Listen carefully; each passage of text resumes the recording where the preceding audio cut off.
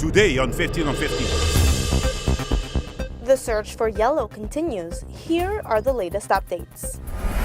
Plus, the Joven and Talentoso organization debuts a new exposition hall in honor of past nominees. And we meet the great minds behind the Main Street renovation project.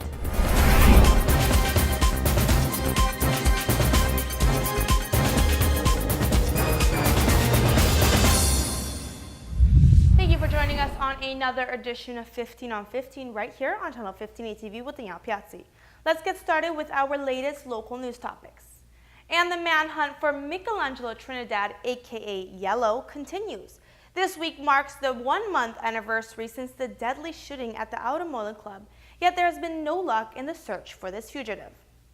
And the search for Yellow continues. On Monday evening, authorities visited the Butuku area, which has reported to have many sightings of this fugitive. It has been 1 month since 2 security guards from Automolan were shot down after a fight broke out at the club. Yet the Aruban police force does not seem any closer to capturing him. Many searches have taken place over the past several weeks, yet none have succeeded. It seems as if this suspect is constantly being tipped off on police activity. But a new concern for the police force has risen.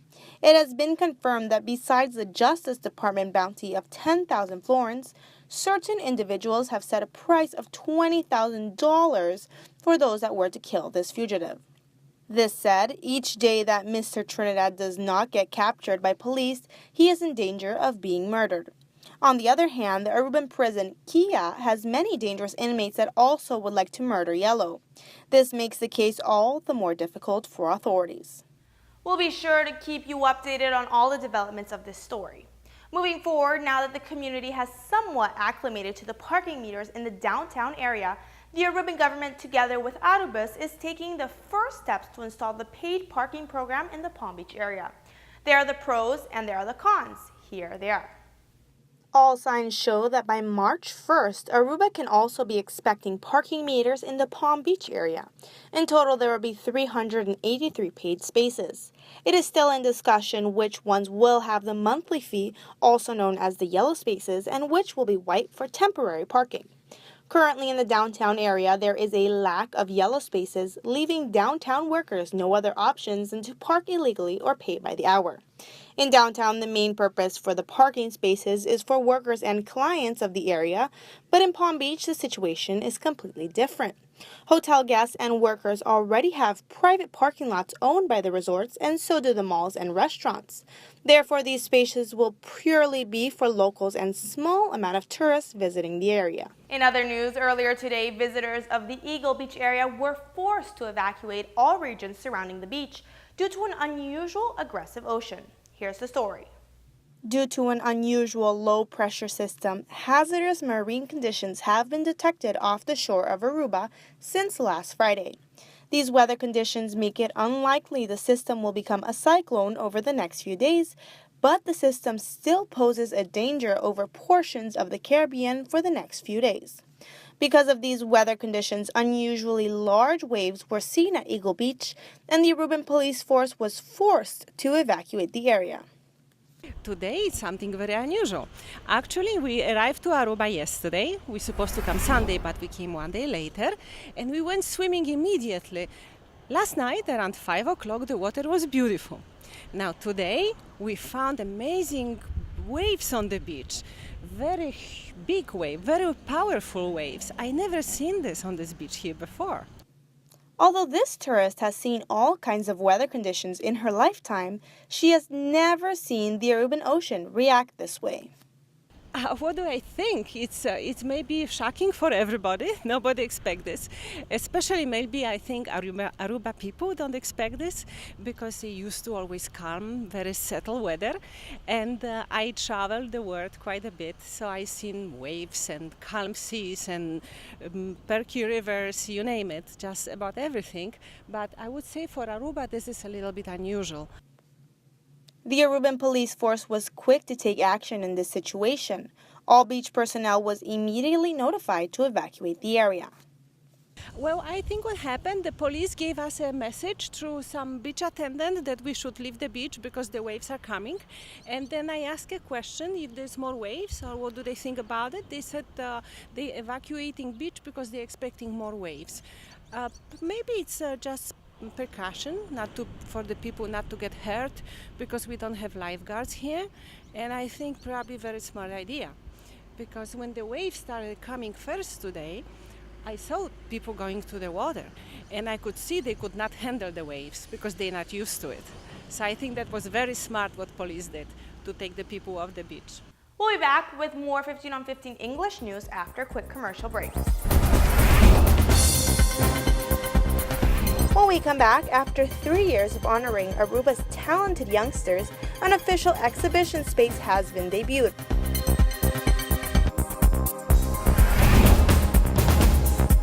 Thank you for staying with us right here on Channel 15 ATV. For the past 3 years, the Joven y Talentoso organization has been focused on giving recognition to the talented youth on the island. From sports, charities, businesses, or education, they have been highlighted in an annual book editorial. Now, 3 years into this project, the organization has debuted an exposition at the Cocolishi building. This project began over 2 years ago because there was several individuals on the island excelling in their field that were just not getting the recognition they deserved.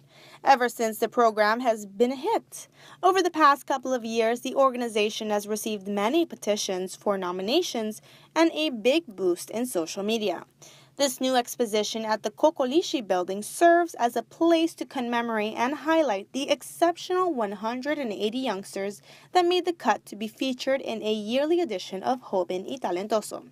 These nominations have motivated the selected youngsters to keep working towards their goals, but also is motivating others to do good in the hopes of being nominated for this recognition one day.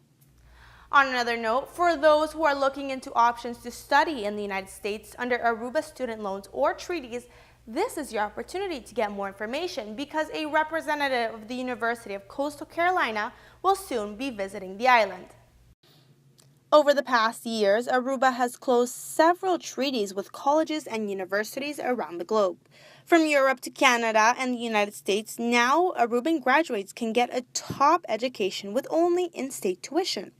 Coastal Carolina University, commonly referred as CCU or Coastal, is a public state-supported liberal arts university in Conway, South Carolina, which was founded in 1954.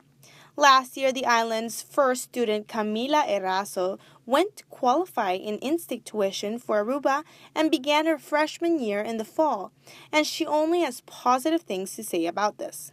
She claims that the college is now her home away from home. Now, for the first time since the in-state tuition has been announced, the Coastal Carolina University will be having an information evening about the school and the requisites Aruban students must qualify to enter. This information evening will be taking place on Tuesday, the 19th of January at EPI. For additional information, you can contact the representative at kjones@coastal.eu. Moving forward, the eco-friendly resort Tara and Bukuti Beach is at it again and giving back to the community. Their latest project involves finding a solution to the overflow of street dogs on the island. Check it out. All hotels on the island are aware of the consequences of having a large quantity of street dogs on the island. These animals will either be laying on the beach or at outdoor restaurants begging for food. Stray animals on the island will usually die of hunger, get hit by a car, or simply be put to sleep. For several years now, Tara and Bukuti Beach have had an adoption program for all of their guests and employees, but this was just not enough to solve the issue. The resort has just debuted a new method. Tara and Bukuti Beach Resort will be subsidizing an island-wide spay and neuter program for Aruba's stray animals. And the best thing about it is that all vets on the island will be participating. By just simply registering to their website stimamisteralisami.com, potential dog owners can spay and neuter stray pets with a large portion being paid by Tara and Bukuti Beach. To participate is easy. Simply register at stimamisteralisami.com and you will receive a code to take to your preferred vet. For all male dogs, what would usually cost 150 florins will only be 75, and for a female, what would usually cost 250 florins will be 100 florins with a subsidy by Bucuti and Tara Beach Resort. We'll be back with more English news after a quick commercial break. After the break, find out how countries worldwide would like to mimic Aruba's revolutionary Main Street project. Thank you for staying tuned to 15 on 15. Over the past couple of years, Aruba has been recognized on international platforms for a variety of reasons. Points of interest are mostly the island's unique tourism campaigns or green initiatives. Or in this case, the Aruban Prime Minister Mike Amon received a special visit from the mind behind the innovation in downtown, which in fact is getting global attention. Check it out. Samuel Schwartz is one of the leading transportation engineers in the United States and the great mind behind the Main Street streetcars. Well, I've been working on the island of Aruba for a number of years now, worked on the streetcar, the Main Street redesign, and I'm delighted to see the changes. Main Street was very crowded during the holiday season. It was wonderful. Every streetcar that I saw was totally full. And we talked about how we might be able to expand some of the urban design features. We already see a lot of great activity along the waterfront, and we're hoping to bring even more activity to Oranjestad. Aruba was the first to embrace the technology of the streetcar to contribute towards a completely sustainable island, but also to boost tourism and sales in the Main Street area. After completing this project, Mr. Schwartz received requests from countries worldwide to mimic this form of transportation.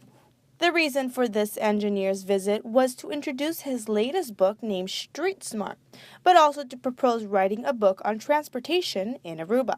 Thank you so much for watching. These were your local news updates and trending Aruba topics. Be sure to like our 15 on 15 Facebook and Instagram page for all of your latest news updates. Also, don't forget to tune back in tomorrow night at 7:15 p.m. for more 15 on 15 right here on Channel 15 ATV. See ya then.